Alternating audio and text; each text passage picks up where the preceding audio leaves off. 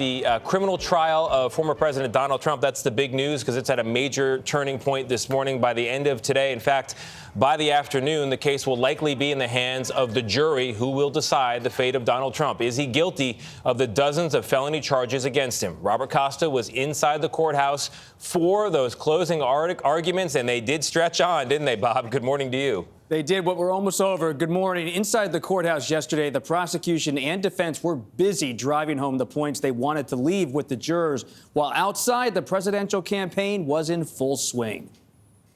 Former President Donald Trump left court last night after a full day of closing arguments. Trump's lawyer Todd Blanche was up first, arguing to the jury for nearly 3 hours that the case is about a basic bookkeeping dispute, and zeroed in on the credibility of the prosecution's key witness, Trump's former fixer Michael Cohen. Trump is charged with 34 felony counts for falsifying business records to reimburse Cohen, who paid Stormy Daniels $130,000 to keep quiet about an alleged sexual encounter in the lead-up to the 2016 election.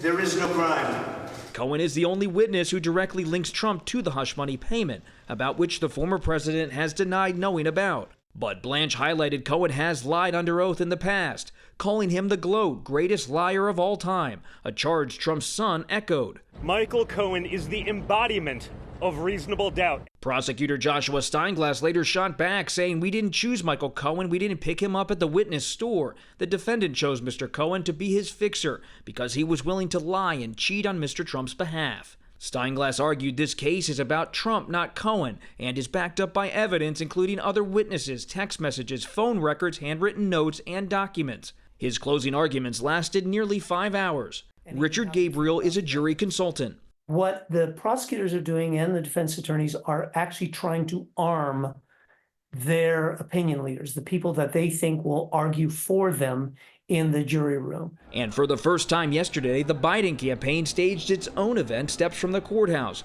with actor and Trump critic Robert De Niro. This is the time to stop him by voting him out once and for all.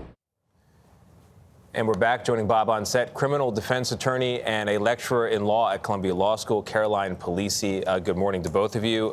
Caroline, let's start with you. The closing arguments from the prosecution made the Titanic seem like a short movie. Were they effective? What stood out to you? Yeah, look, anything over 3 hours for a closing argument, I think you get diminishing returns. And it really does undercut their argument that this is a simple case, right? If you need more than 3 hours, 4 or 5 hours, how simple can it be? Steinglass came out, told jurors this is an easy case. You just have to believe 3 things. 1, that these business records were falsified. 2, that there was a conspiracy at the core of why that falsification occurred. And 3, that Trump was involved, that he caused those records to be falsified. Any lawyer will also tell you, a 3-pronged stool, you need each of the 3 prongs. I think they really fell short in those secondary prongs. I think it's clear these business records were falsified. The devil's going to be in the details. What does it mean to cause that falsification? What was Trump's level of knowledge and intent with respect to the specifics? So a lot to digest. Bob, Trump's family, some of his family was there, but the First Lady, Melania Trump, was not. What do you make of her absence? She is someone who's always been private, I'm told, by the Trump campaign. She'll eventually start to show up, likely at the Republican National Convention. Okay. What about the fact that Robert De Niro showed up? I mean, this is clearly the Democratic strategy to kind of put this front and center. Not that it isn't already, but right. what was the purpose? I spoke to De Niro. Oh, you did? It's an odd thing as a political reporter. You end up speaking to Robert De Niro outside the courthouse about former President Trump. But he was there because the Biden campaign wanted to frame that upcoming first presidential debate next month about American democracy and really shine a light on Trump's conduct. And I said to Mr. De Niro, do you think you're going to break through with everyday people? He said, I'm not sure about that, but I hope so. It is the 50th anniversary of The Godfather Part 2. Well, great movie. I should just say. All right. Let's go to the first anniversary of the first criminal trial of a former president. I'm going to go back to Caroline on this. So there was a moment with the defense's closing argument where Todd Blanche said to the jury, don't send someone to prison, in essence, because of Michael Cohen. You can't do that. And the judge was upset by that comment and that reference to prison. Why? Yeah, extremely upset. any lawyer that heard that winced, because we all know you cannot talk about sentencing. You cannot talk about punishment phase in your closing arguments. Todd Blanche knows that. This was not a mistake. He did it. He got away with it.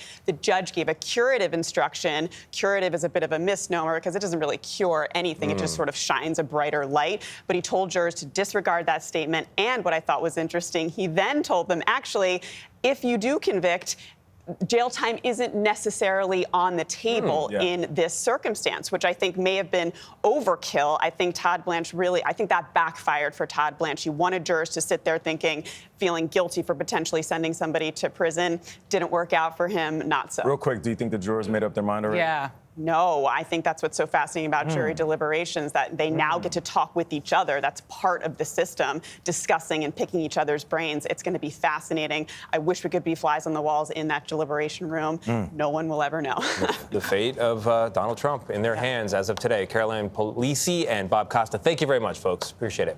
All right, in other news, there's been no let-up in the severe storms hammering Texas. Just take a look at the wreckage of this building site northwest of Houston, where a construction worker was killed yesterday. Winds were so strong, they pushed this American Airlines plane away from its jet bridge at DFW Airport. Tom Hansen is in Garland, Texas, with more on this relentless series of storms. Tom, good morning. Hey there, Nate. Good morning to you. Well, if you were curious what 70 to 80 mile per hour gusts can do, take a look at this house behind me.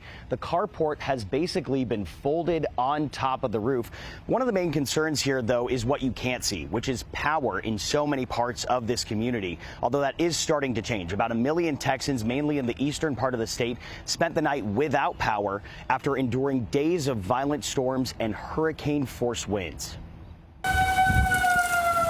Back-to-back days and nights of heavy rain, winds up to 80 miles an hour, plus the constant threat of tornadoes and hail up to the size of grapefruits.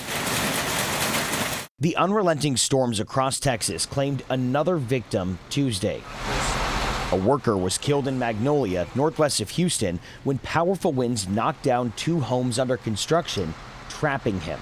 This latest round comes after holiday weekend storms killed at least 24 people in Texas and 6 other states. The wild weather yesterday stripped rooftops from businesses and homes. Trees were toppled and roadways flooded. Flash flood came about, tried driving through it. I was surrounded by all sides and the car flooded.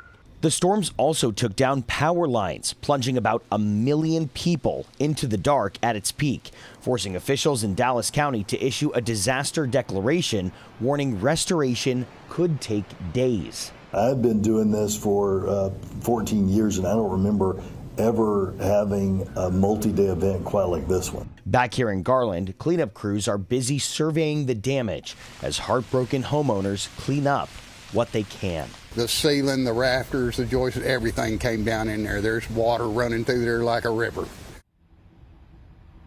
And the White House says FEMA is conducting damage assessments while local officials are sharing with residents how to report property damage. And people here can't let their guard down yet. The National Weather Service is forecasting another risk of severe storms and flooding across North Texas on Thursday. Michelle? Stay safe out there, Tom. Thank you. Now to the war in Gaza, where Israel's offensive against Hamas in the city of Rafah appears to be expanding. Palestinians in southern Gaza say dozens of people have been killed in the latest Israeli attacks. It follows the deadly strike on a makeshift refugee camp that Israel says was targeting Hamas commanders. MTS Taya has more. Palestinians, stricken with grief, mourn for the at least 20 killed in a strike on this camp for displaced people. While a short distance away, at a different camp in Rafah, more dead and more wounded.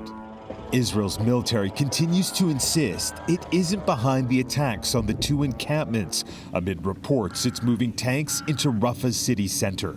And as the Israeli military announced this morning, 3 of its soldiers had been killed while fighting in southern Gaza. 3 more were badly wounded. The worsening violence follows an Israeli airstrike on Sunday night, which triggered a massive fire in what's being called the Tent Massacre. Bodies at the Tel El Sultan camp for displaced civilians were burned and mutilated beyond recognition. CBS News' Ed O'Keefe Press national security spokesman John Kirby on the Israeli strike. How many more charred corpses does he have to see before the president considers a change in policy? We don't want to see a single more innocent life taken, and I kind of take a little offense at the question. No civilian casualties is the right number of civilian casualties, and this is not something that we've turned a blind eye to, nor has it been something we've ignored or neglected to raise with our Israeli counterparts. Israel says it's investigating the attack, which triggered a mass displacement of civilians the UN says it's struggling to contain. And as the U.S. military built $320 million humanitarian pier will be out of commission for at least a week after part of the causeway broke away in rough seas. And with international fury at the killings of civilians in Gaza only growing, the Biden administration continues to insist it has no change in policy following the tent massacre in Rafah because it was caused by an airstrike and not a major Israeli ground invasion. Nate. Thank you for your coverage in East Jerusalem, MTS Tayeb. Here in the U.S., officials now believe everyone is accounted for after an explosion in Youngstown, Ohio. It damaged a building with a bank on the ground floor and apartments above, injuring multiple people. Police tell our affiliate, WKBN, they recovered the body of a 27-year-old bank employee. Roxana Saberi has more. Smoke billowed from this building housing Chase Bank, moments after a powerful explosion shook downtown Youngstown around 2:45 p.m. Tuesday. Seen multiple ambulances at this location. We got victims sub-level. First responders rushed to the scene, rescuing people trapped under the rubble of twisted metal and blasted concrete.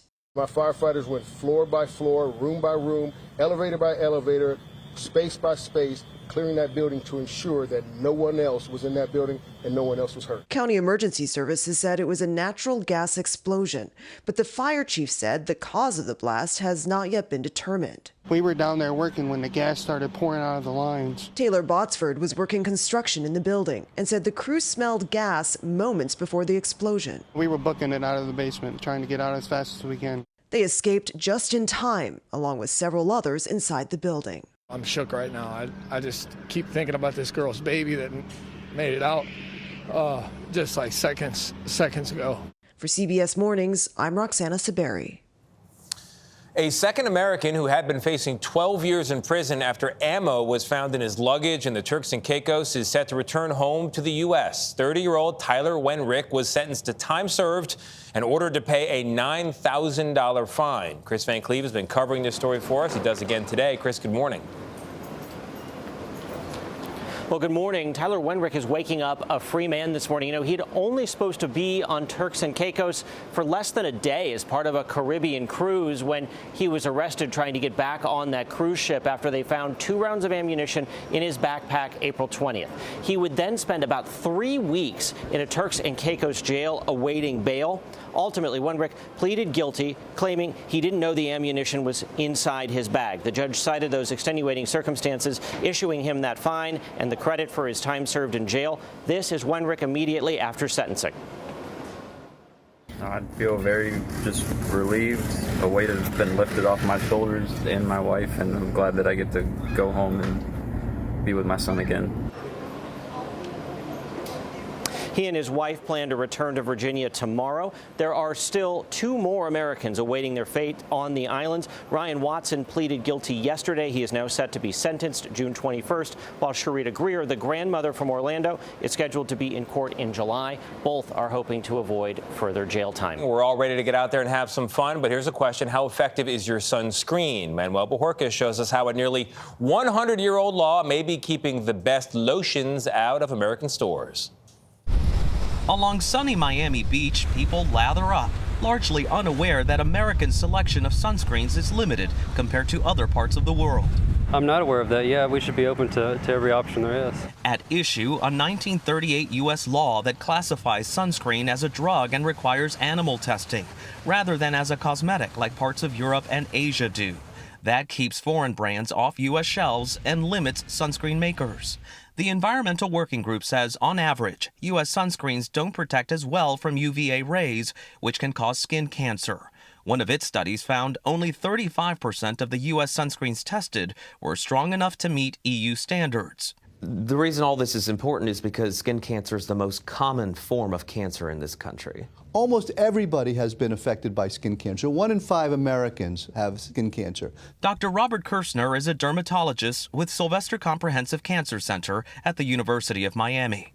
We'd really like to get some of those European sunscreens to the United States because it'll give us greater opportunity, greater options for our patients. In a statement to CBS News, the FDA says it must balance the public health benefits of access to a broader range of sunscreen active ingredients against the importance of ensuring that the sunscreens Americans use are safe for regular, lifelong use. Until something changes, experts still encourage people to use the sunscreens currently available in the U.S. For CBS Mornings, Manuel Bojorquez, Miami. Manny, thank you very much. So people may be wondering what makes the sunscreens from Europe and Asia different from the ones we have here in the U.S. So you may be familiar with the ingredients. You've got here the benzones, as they're known. There's oxybenzone and avobenzone. And then there are mineral-based sunscreens that provide a bit more protection, like titanium dioxide and zinc oxide. Sunscreens from Europe and Asia, meanwhile, the main ingredient is something called bimotrizinol, or BMT, when you get familiar with it, like I soon will be, I hope. It's been approved in the EU since 2000, and some say it's safer to use and offers more protection than others.